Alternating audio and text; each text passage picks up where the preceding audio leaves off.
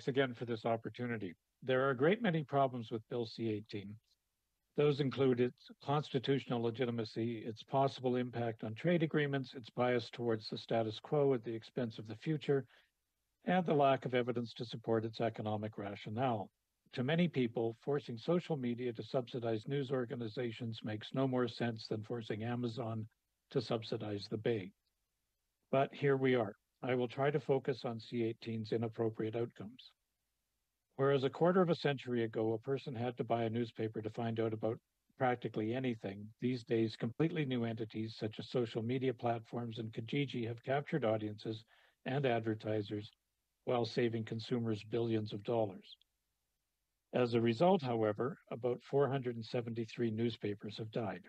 Up to 700 websites owned by licensed commercial broadcasters, many of which look very much like an online newspaper, have launched. The CBC has created what amounts to a national chain of online newspapers that competes for readers and advertisers while giving away for free that which others are trying to sell through subscriptions, news.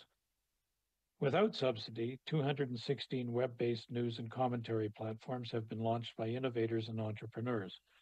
Just last week, a legacy news company, Black Press, announced a new partnership with one of those innovators, Village Media, to, as they said, enhance the delivery of news in over 120 communities.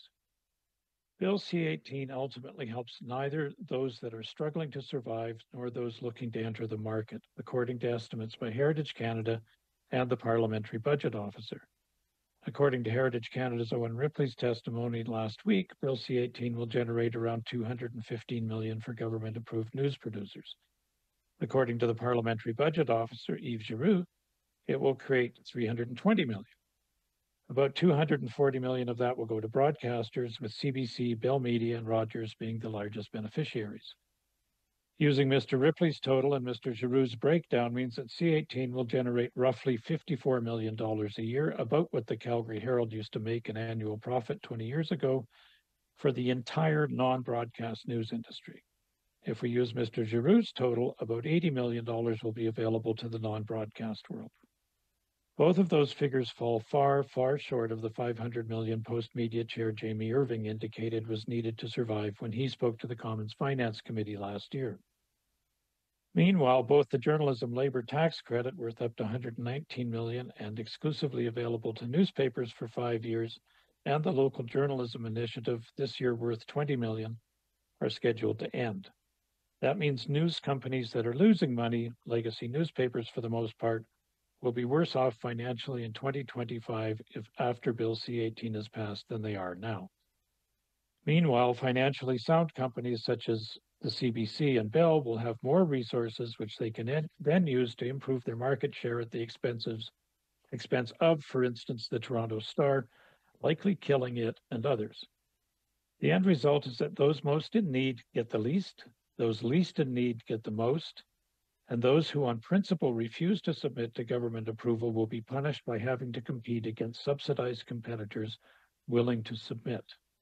So much for supporting a free press. Then there is the likelihood that C-18, due to its global repercussions, will convince Meta and perhaps Google Alphabet to stop carrying news links.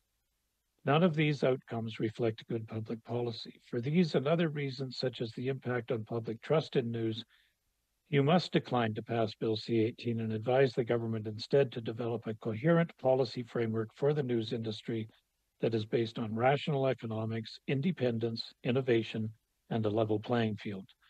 But I also recognize with respect that you probably won't do that.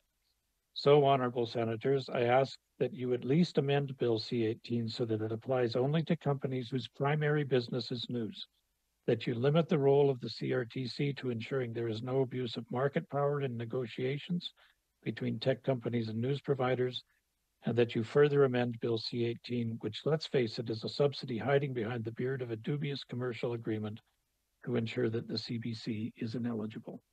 Thank you for your time.